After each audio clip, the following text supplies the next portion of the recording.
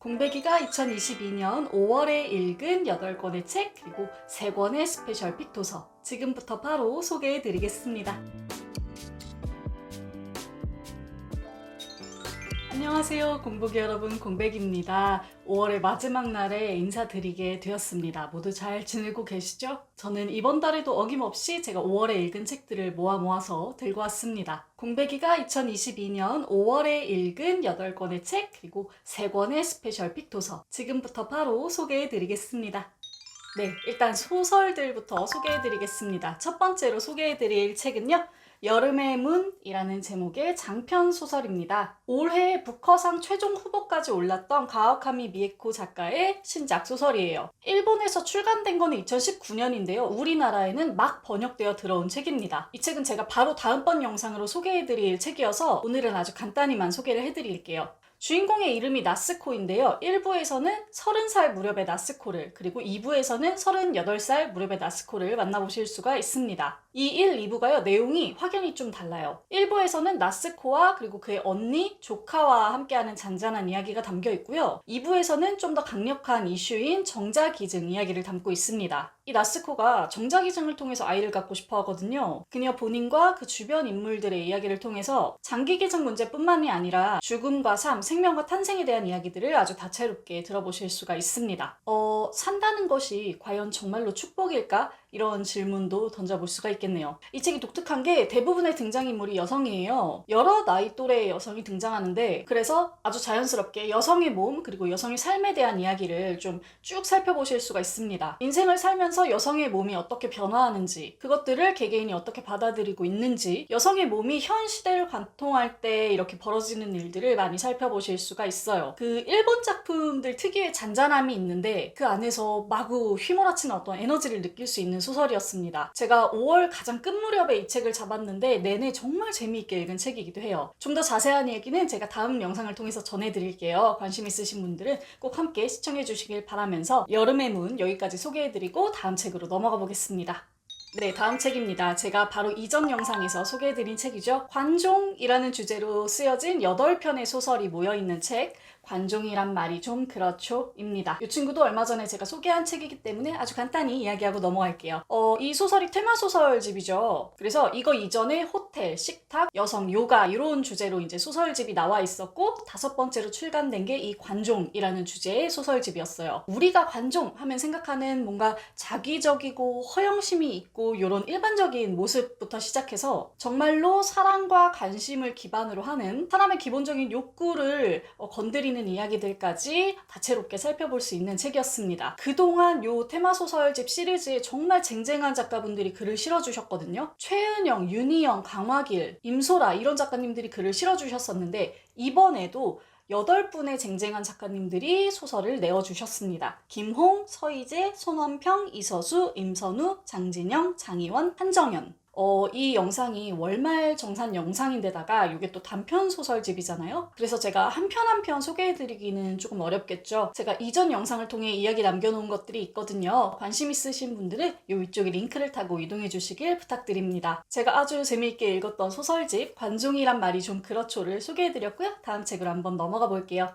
네, 이번에는 이북으로 읽은 책이고요. 에세이입니다. 그리고 이번 달 저의 첫 번째 스페셜픽 도서이기도 해요. 이주윤 작가님의 책 팔리는 작가가 되겠어. 계속 쓰는 삶을 위해입니다. 제가 이번 달에 춘천으로 글쓰기 여행 갔다 왔거든요. 그때 일기스테이라는 곳에서 머물렀는데, 여기가 1층은 읽고 쓸 수 있는 그런 라운지가 있어요. 거기에 책들이 여러 권 놓여 있는데 이 책도 함께 놓여 있었어요. 근데 이 책은 마침 제가 또 보려고 이북으로 담아둔 책이기도 했거든요. 그래서 뭐지 이건 운명인가 하고 집어들어서 읽었다가 너무너무 재밌게 독서한 책입니다. 이게 이제 그 글 쓰는 사람들의 희노애락을 담은 책인데요. 그 중에서도 정말 이 초반 막 글을 쓰고 돈을 벌기 시작한 사람의 이야기를 정말 절절하게 접해보실 수 있는 책입니다. 이게 진짜 찌질할 정도로 너무너무 솔직한 책인데 그 점이 정말 매력적인 책이었어요. 예를 들면 이런 문장이 있거든요. 그러나 독자들은 여전히 김애란, 임경선, 이슬아만 좋아했다.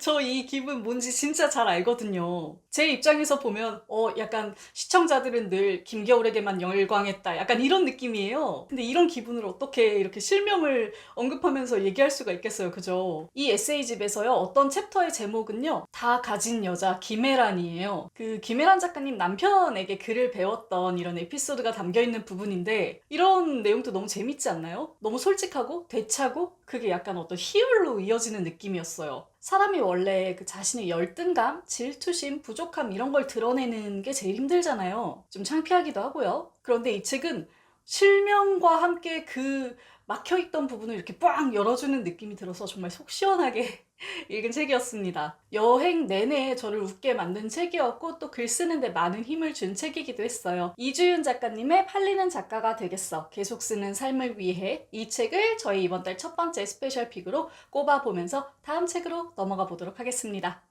네, 이번에는 매거진입니다. 제가 늘 입이 닳도록 열광하고 있는 바로 그 매거진이죠.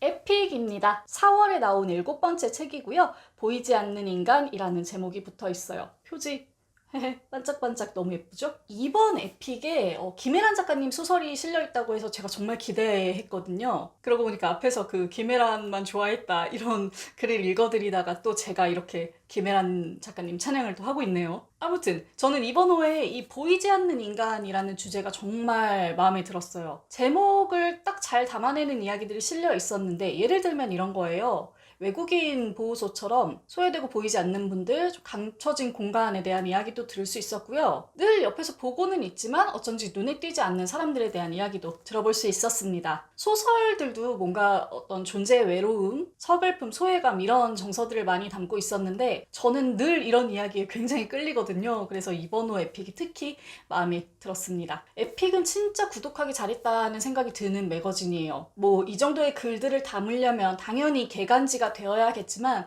그래도 좀 더 자주 보고 싶다라는 욕심이 들 정도의 그런 매거진인 것 같습니다. 이제 다음 호는 4, 5, 6 이렇게 해서 7월 달에 출간이 되겠네요. 그때 또 나오면 제가 읽어보고 후기 전달해 드리도록 하겠습니다. 7번째 에픽 추천해드렸고 다음 책으로 넘어가 볼게요. 네, 다음 책입니다. 이번 달 저의 2번째 스페셜 픽 도서예요. 한국의 그림책 작가들에게 묻다입니다. 최혜진 작가가 인터뷰한 그림책 작가 10분의 이야기를 들어볼 수 있는 책이었어요. 이 질문이 워낙 좋기도 하고요. 작가분들이 대답해 주신 게 또 밀도가 굉장히 높아요. 그래서 수준 높은 인터뷰집을 보고 있다라는 이런 즐거움도 있었고 여기에 플러스 이 책을 보면서 저는 그림책의 효용을 정말 다시금 깊이 느끼게 됐습니다. 최근에는 성인 독자분들이 정말 많아지기도 했고 그림책을 읽는데 뭐 연령이 중요한 것이 아니기도 하지만 기본적으로 그림책이라는 것이 아이들을 향해 있잖아요. 그러니까 어떤 미래랄까요? 나아갈 바를 고지해주는 책이라는 생각이 들어요. 혹은 내가 있는 이 공간, 지금을 다시 살펴보게 하거나요. 이런 그림책의 정신, 그리고 그림책 작가분들의 마인드가 정말로 많은 것들을 시사해주는 그런 책이었습니다. 내가 살아오면서 잃어버린 것들, 간과했던 것들을 포기했던 것들 이런 걸 다시 바라보게 해주는 그런 힘이 있는 이야기들이었고요. 읽다 보면 그림책이라는 것이 그 어떤 책보다 더 압축적이고 철학적인 책이구나 이런 생각이 들어요. 그림책에 담긴 메시지들은 정말 삶의 근원에서 가장 기저에서 움직이고 있는 에너지구나 이런 생각도 들고요. 그래서 저는 남녀노소 할 것 없이 이 책을 많은 분들이 읽어봐 주셨으면 좋겠다고 생각했고요. 이 책으로 하여금 그림책에도 더 많이 주목해 주셨으면 좋겠다 하는 생각이 들었습니다. 저 역시 이 책과 함께 다른 많은 그림책들 또 사서 읽어볼 예정이고요. 그렇게 되면 또 소개해 드리도록 하겠습니다. 2022년 5월 공백이 2번째 스페셜 픽 도서 한국의 그림책 작가들에게 묻다 였고요. 다음 책으로 넘어가 볼게요. 네, 다음 책입니다. 김소민 작가님의 나의 아름답고 추한 몸에게입니다.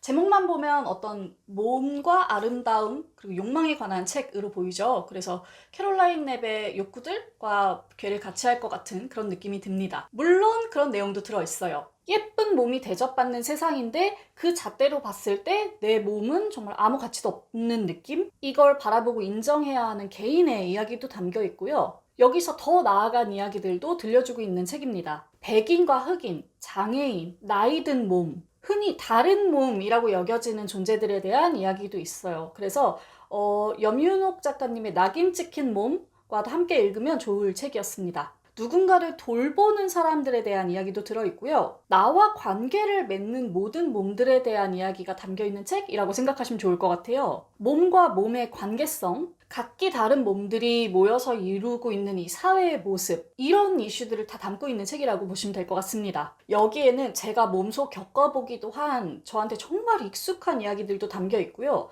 완전히 보고 듣지도 못한 아주 낯선 이야기들도 담겨 있어요. 아마 이게 이제 몸을 가진 존재의 한계이자 특성이기도 할 텐데, 그 너무 잘 암과 전혀 알 수 없음의 경계를 넘나들면서 쓰여진 책이라서 아주 도움을 많이 받으면서 즐겁게 읽은 책입니다. 여담으로 요 김소민 작가님도 기자 출신이라고 하거든요. 하여튼 저는 이제 기자 출신 작가님들의 책은 좀 믿고 보게 된 것 같아요. 글을 정말 잘 쓰시더라고요, 다들. 자, 김소민 작가님의 나의 아름답고 추한 몸에게를 소개해드렸고요. 다음 책으로 한번 넘어가 보겠습니다.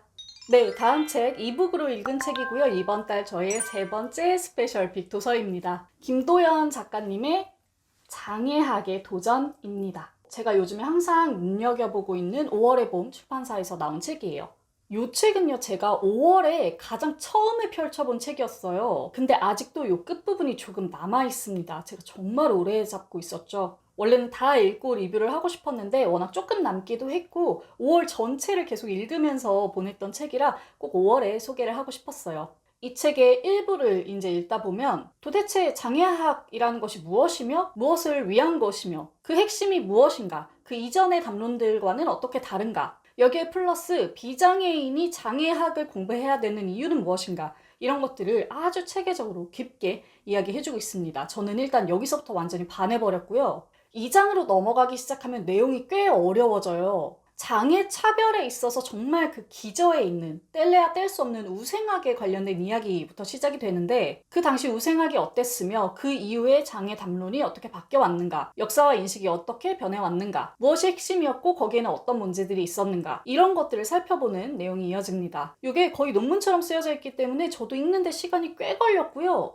한 번으로는 안 되겠다, 여러 번 읽어야겠다 라는 생각도 들더라고요. 그 뒤로 이제 넘어가면 자기결정권, 더 나아가서 경제활동 을 하는 몸, 노동자로서의 장애인에 대한 이야기도 나오고 있습니다. 흔히 장애인은 생산성이 떨어지고 그러므로 이 사회에서 도태될 수밖에 없다, 이렇게 주장을 하는데 이제 그 부분에 대한 이야기를 깊게 살펴보는 부분인 거죠. 이 많은 이야기들을 아주 유려하고 깊게 그리고 체계적으로 전달해주고 있는 책이었습니다. 제가 앞으로도 장애학에 관련된 책들을 많이 읽고 공부해 나가겠지만 그 초입에서 이 책이 많이 도움이 된 듯한 느낌이 들었어요. 더불어서 5월의 봄에서 계속 이쪽과 관련된 아주 좋은 책들을 내주시고 있는데 그 점도 공부하는 저에게 아주 큰 도움이 될 것 같습니다. 정말 많은 분들이 함께 읽어보셨으면 좋겠어요. 이게 비단 장애학의 이야기뿐만이 아니라요, 인간의 존재와 가치 자체에 대해서 좀 생각해 볼 수 있게 하거든요. 그래서 정말 강력 추천해드리는 책입니다. 이번 달 저의 세 번째 스페셜 픽 도서 장애학의 도전 소개해드렸고요. 다음 책으로 넘어가 볼게요.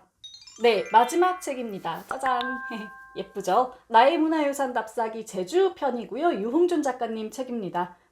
너무 유명한 시리즈죠, 이 시리즈는. 제가 얼마 전에 제주에서 북토크를 아주 짧게 하고 왔는데 그때 제가 선정한 책이 바로 이 책이었어요. 제주 토박이 분들, 그리고 여행객, 그리고 저마다의 사정으로 이주해 오신 분들, 이 모든 분들을 아우를 수 있는 책이 뭘까 하고 고민하다가 선정한 책이었습니다. 보통 제주 여행 하면 비슷비슷한 것들을 하죠. 비슷비슷한 곳들을 다녀오고요. 그런데 이 책은 완전히 다른 관점에서 제주라는 섬을 바라볼 수 있게 해주는 책이었어요. 문화, 신화, 언어, 역사, 지리적인 특성 등 아주 여러 방면에서 제주를 소개하고 있는데요. 이 작가님의 말에 따르면 제주라는 공간은 반드시 그렇게 살펴봐야만 하는 공간이라고도 하죠. 그래서 여행책에서 볼 수 있는 흔한 제주 관광지 이야기가 이 책에는 없는 경우도 있고요. 있다고 하더라도 완전히 다른 방면에서 조명하고 있는 그런 경우가 많습니다. 이 책은 원래 2012년에 나온 책인데 이렇게 예쁘게 리커버가 되어서 나온 버전입니다. 속 내용은 거의 동일하고요. 아무래도 이 10년의 격차가 있다 보니까 안에 어떤 내용들은 변했을 수도 있고요. 어떤 구절들은 확실히 좀 옛날 이야기처럼 느껴지기도 해요.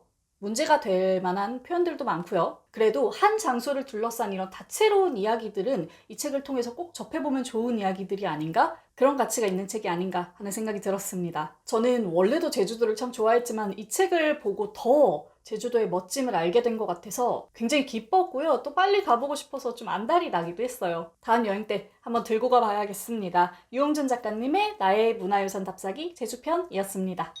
네, 이렇게 2022년 5월 공백이가 읽은 8권의 책 그리고 3권의 스페셜픽 도서를 함께 살펴봤습니다. 어떠셨나요? 제가 이번 달엔 정말 너무 돌아다녀가지고 정신도 없고 막 책도 이거 읽다 저거 읽다 완독을 못하고 내려놓은 책이 정말 많아요. 읽고 있는 중인 책들도 많고요. 이제 이런 책들을 싹 모아서 6월 달에 좀 잘 소개해드릴 수 있으면 좋겠다는 생각이 듭니다. 자, 오늘은 이쯤에서 물러가 볼까요? 저는 앞으로도 좋은 책 리뷰 많이 들고 돌아오겠습니다. 우리 공복이 여러분들 모두 멋지게 책 읽는 시간 되세요. 공백의 책단장이었습니다. 안녕.